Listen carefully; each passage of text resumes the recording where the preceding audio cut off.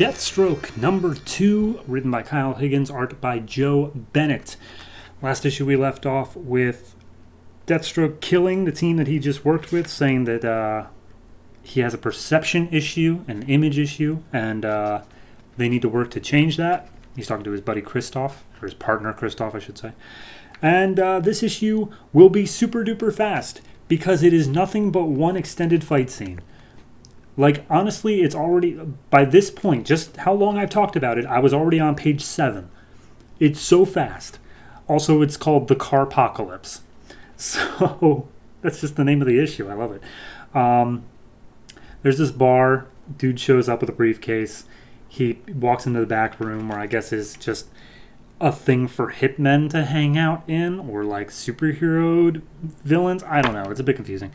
His name's Mikkel. Deathstroke sees him. He's like, hey, take a seat. Let's catch up. So, you relayed the information to my guy about getting those nuclear secrets off of the plane, and instead was this thing, and he shows the briefcase again, which we still don't get to see inside. And he's like, all I'm hearing from you, Deathstroke, is that you didn't succeed in the mission. I had my doubts about you to begin with, so, what am I supposed to think? I think that you just failed, and you're trying to scare me into not coming after you.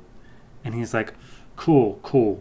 So tell me what I need to know, or I'm going to cut you in half. And he's like, oh yeah, well, excuse me, show of hands in this bar filled with lowlives and scum.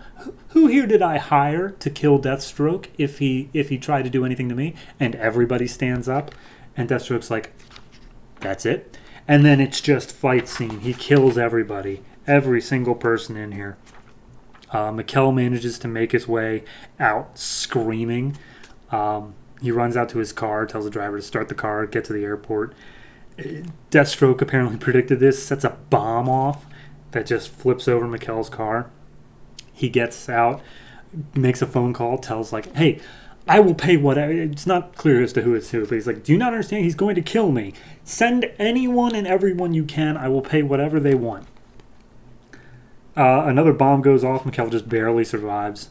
And then this giant, like, warship. I hesitate to say helicopter or airplane because it's got a little of both. So I'm just saying warship because it's got giant guns. And Deathstroke's like, all right, that's more like it.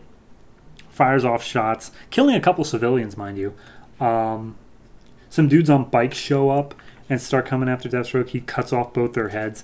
This dude, in like, the best way I can describe it is Ironmonger or Warmonger from Iron Man armor shows up, and his name is Road Rage, and he's got like a car theme going on. Deathstroke just goes up to him, crashes a motorbike into him, then stabs him in the chest and sends him flying into where Mikkel is hiding. And then he like dings off of something, crashes into the warship, causes that whole thing to explode. And then one of the blades from the helicopter on the warship cuts Mikkel in half. Just at that moment, a news chopper arrives, sees Deathstroke standing there, and Deathstroke's like, see what happens when you cross me? Deathstroke, greatest killer of all time. You can come after me all you want, but this is just fun and games for me. And then he gets a call from Christoph, his partner, and he's like, what the hell was that? What did you do? And he's like, I fixed our perception issue. People think I'm badass again. So, yeah, he's like, okay, well, you killed Mikkel, so how are we supposed to know who's doing this dicking around with you? And he's like, he never had any info to begin with. We're going to have to call in an expert. And that's where we leave off. For what the book is, for what I think it's trying to do, I think this succeeds. Because it is nothing but just non-stop, madcap, over-the-top action. And I think that's what they want to do. I don't think it's supposed to be like, this book is not an introspection on like, oh, what makes Slade Wilson tick? No, this is just bonkers.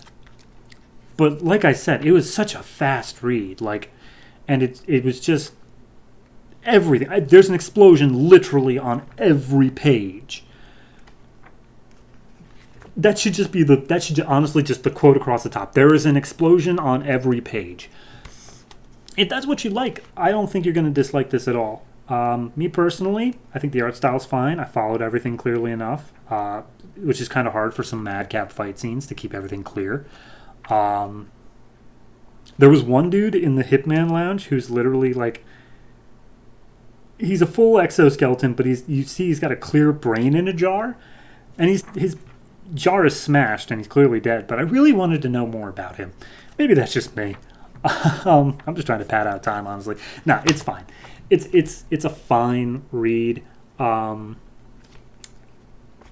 still interested in the mystery of what's in the briefcase, so I'm gonna give it a 6.5. It does have some flaws, but overall, it's a very solid read, and don't go into it expecting like, okay, well, what about the morality of Deathstroke? No, he's a killer, he's an asshole, but he's just gonna blow stuff up. If you want a book that's just gonna blow stuff up, here you go. This is it.